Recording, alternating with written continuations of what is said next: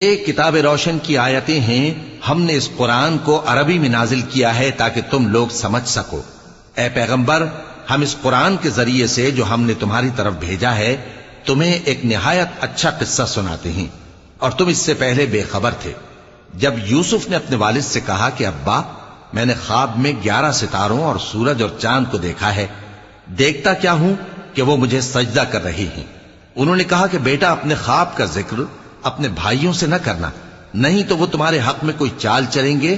کچھ شک نہیں کہ شیطان انسان کا کھلا دشمن ہے، اور اسی طرح اللہ تمہیں برگزیدہ و ممتاز کرے گا اور خواب کی باتوں کی تعبیر کا علم سکھائے گا، اور جس طرح اس نے اپنی نعمت پہلے تمہارے دادا پر دادا ابراہیم اور اسحاق پر پوری کی تھی، اسی طرح تم پر اور اولاد یعقوب پر پوری کرے گا۔